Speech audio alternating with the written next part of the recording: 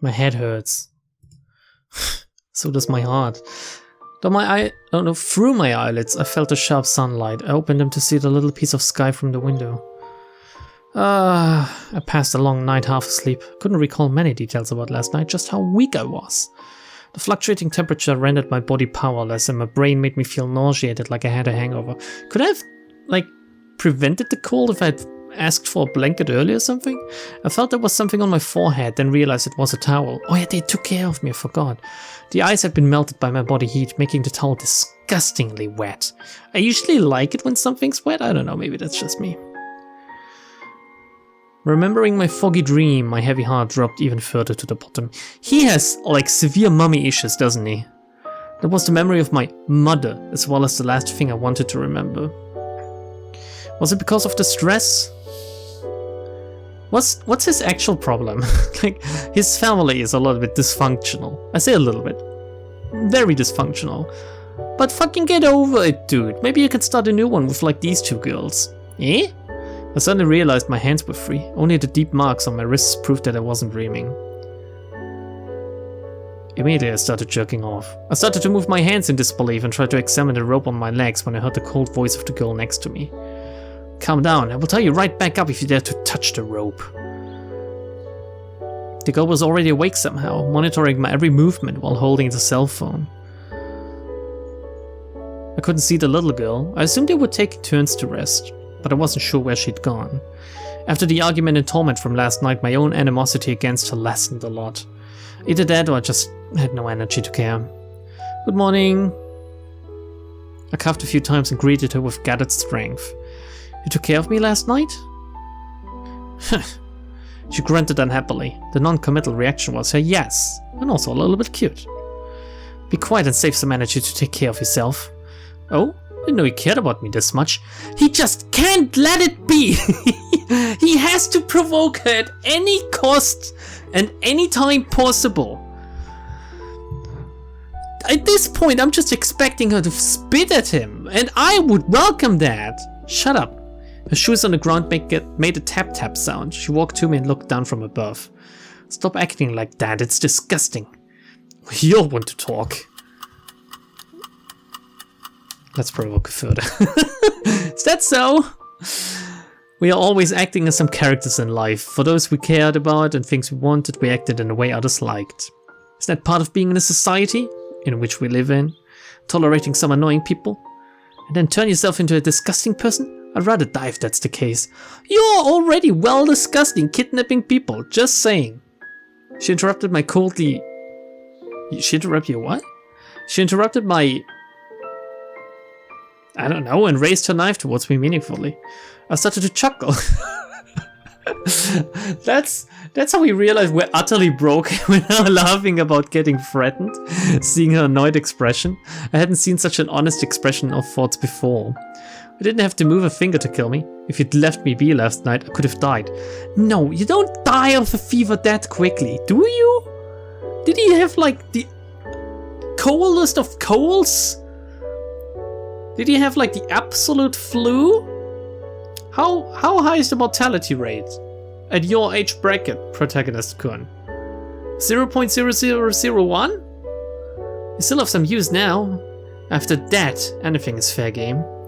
She paused before finishing the sentence. There was some seriousness in her expression. You'll kill me after getting the money. After the silence, I decided to be transparent. She hesitated and non-committedly shook her head. Who knows? Maybe. Her attitude seemed to have softened from before. At least she no longer hit me at random or threatened to kill me. If they really didn't care, they wouldn't have bothered to buy medicine for me. It could be my wishful thinking, but I rather believe they had no intention to really do it. So my next step should be... Let's try to cooperate. Come on, we're already like a wimp. I should cooperate and establish a better relationship with them. Yes, that's what you want. Establish a relationship with your kidnapper. We're finally hitting Stockholm levels here. I might be able to persuade them after winning their trust. Anyway, thank you. For what? For taking care of me. She stumbled momentarily before responding. So you dared to cough up the money faster then? Oh, look at... She's heavily tsundere suddenly. What are you laughing at? Oh, sorry. Nothing. I didn't mean to enrage her, so I shook my head, indicating it was nothing. A hostage thanking the kidnapper. This sort of development would make anyone doubt his or her sanity. The argument from yesterday was like a switch, bringing forth emotions long forgotten. Is there anything to eat? My improving condition led to a better appetite. I asked her for food. Here. First a pack of cookies, then she threw a can of something else over. I picked up the can and stared at the cola in hand in confusion. Oh, that's good for you, because you need some sugar, like some to get your blood sugar higher, I guess. If you're like just lazing around, eating nothing but crackers, there's not enough nutrition in there. I had no idea why this thing would be here. Do I drink this? No, you fucking eat it with a spoon! What the fuck, dude? It's not a soup! What else would you do with soda? Thanks. I still had no clue, but wouldn't say no to a chance to switch things up. I opened up the cookies obediently to fill my stomach with something first, then washed them down with the soda. So sweet. Yeah, chocolate and like Coca-Cola don't really mix well together. I feel like the best thing to eat with some soda is always something very salty and fatty, because then it contrasts to the sweetness. But if you eat something sweet and drink Coca-Cola, it just tastes disgusting in my opinion. Since all I'd had were crackers and steamed buns, the sudden assault of flavor was too much. Take the medicine afterwards. I have no time to babysit you. The medicine she spoke of was on the desk. The effect was immediate and it didn't make me sleepy. I wonder what it was made of. Yeah, immediate effect? What is that? I would like to have a cold medicine like that at home. The food and partial freedom allowed me to relax my mind a little. A relaxed hostage? Must have been getting too comfortable with the situation. Don't think too much about it, come on. We will let you go once your dad pays. As though reading my mind, she spoke to me calmly. This was the softest tone she'd ever used, as though she was comforting me. I wonder if we'll be able to kiss it by the end of this. Not able to bear the gaze, I looked to the window. The more time we spent together, the more I understood her thoughts, her anger, her contempt, and deep down her unease. If there was a way to avoid harming anyone and end all this peacefully, what, just extorting money from your father, you mean? Hurting him in the process because you don't really care about him, even though he's a person with his own life as well? I shook my head, laughing at myself for the naivety of that thought.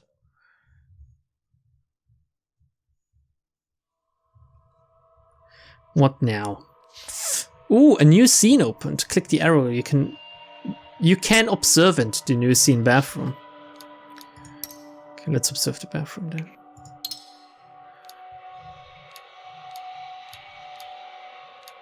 Let's take a look at the toilet. The toilet is ink green. I don't know why they picked a strange color. It's pointless to look at it other than to make one not want to stay in here. Is that bad? I guess I could take a look at the window to see if I can escape through here, but I don't think I can even really escape. The foggy mirror reflected my miserable face. I tried to smile, but the smile in my reflection looked a little bizarre. That updated my notes, interestingly enough. Let's chat. How much money do you actually owe? That's a little bit personal. I don't think we're in a position to ask this. Do you really think you can get out of this unscathed? How much does she know about the kidnapping? Yeah, how much does the little sister know about the kidnapping? I asked her about the little girl, hoping to learn a little more information. Huh? None of your business.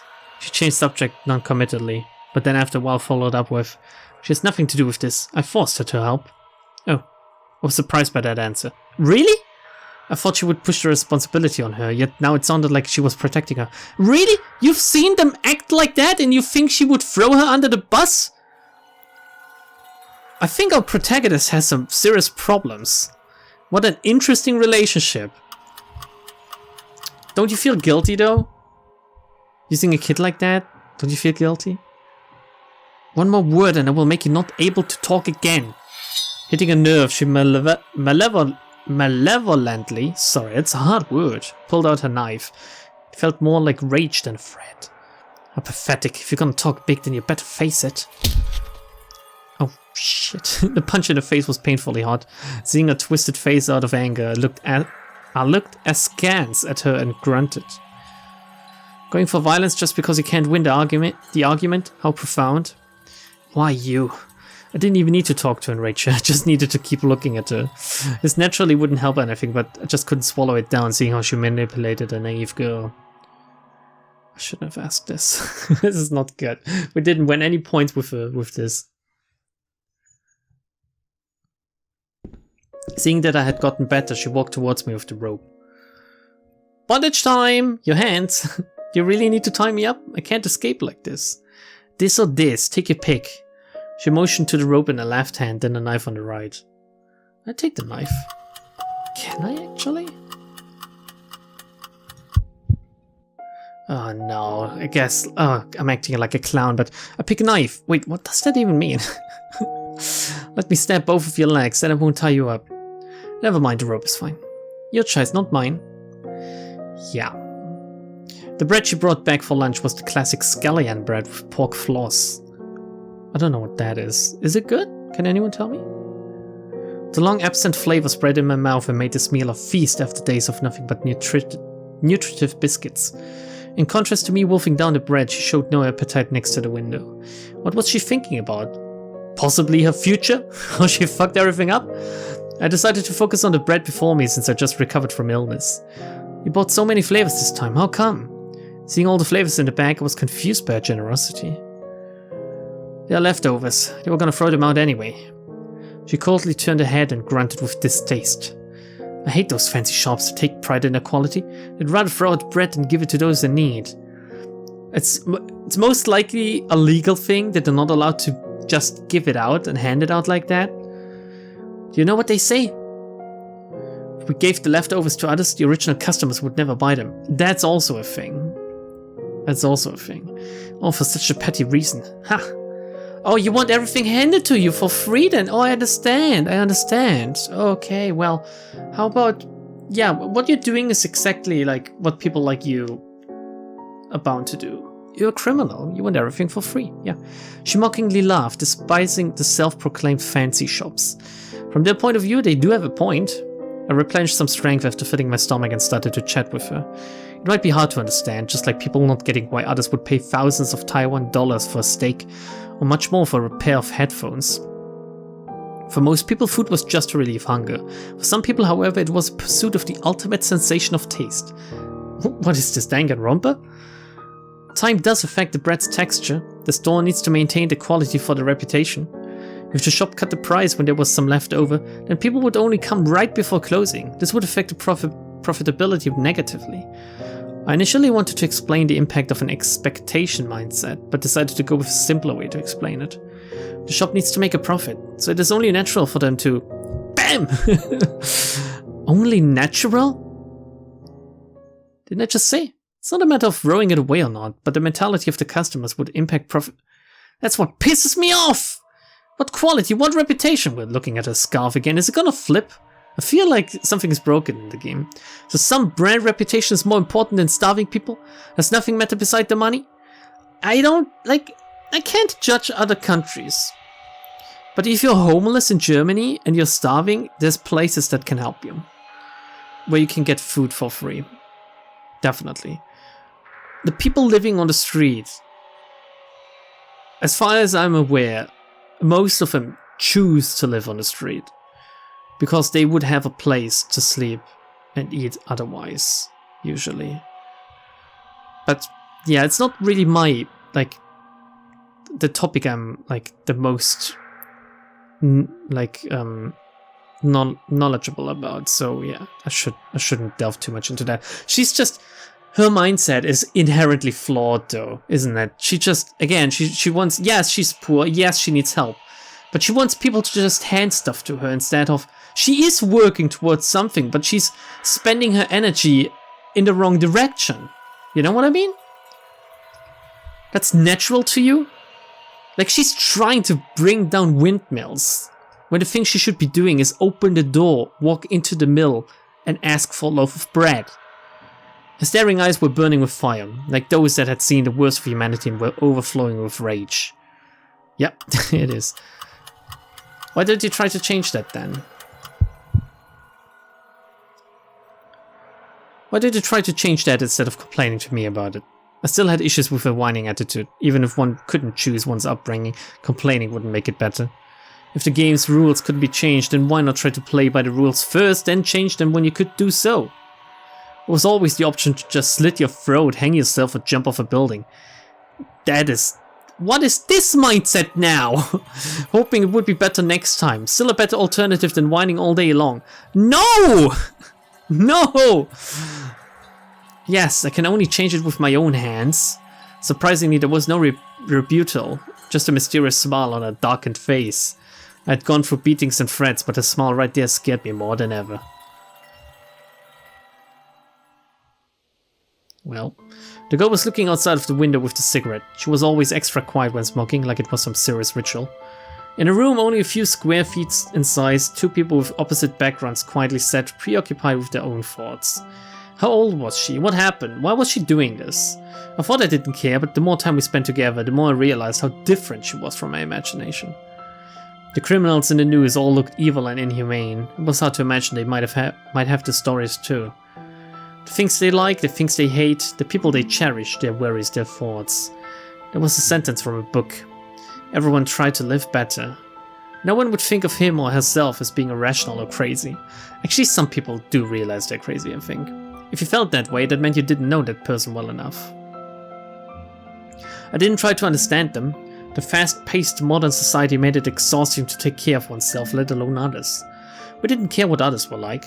Labeling them as good guy or bad guy was just that much easier.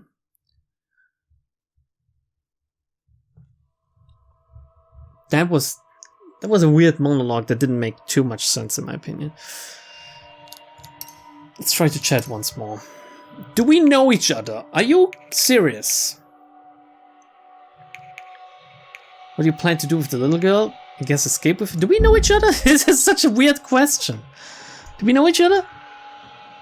No way, our lives have nothing to do with yours. Hearing my question, she snorted mockingly. Really? Somehow I think I've seen you before. Hearing how insistent I was, she tilted her head and started thinking. Maybe in the shop. No, that's impossible. Or maybe you've seen me on the news or in the police station, huh? Her smile seemed to sharply cut me. Her pointed words made it hard to get too close. Then why me? Huh, still thinking about that? She sighed impatiently. She waved her hand to indicate she'd lost interest in this exchange. How did you find out I was rich? Or my parents, I guess. Your dad is filthy rich and you live by yourself. Can you think of a better target? Or you think there was a backstory? Just blame yourself for being too careless and your dad for being too rich. I was still uncertain if the culprit was someone I knew. The fact she knew this much about my household was just bizarre. That question aside, didn't she just mention a shop? She supposedly knows a lot about your household, but she doesn't know that you have no contact with your dad. She doesn't know that you have absolutely no contact with your mother.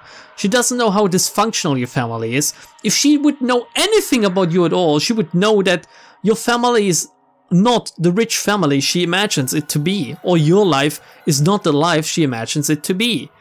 So she got rudimentary, like just the barest of information to work with, possibly fed by someone else. I guess, I don't know, most likely you.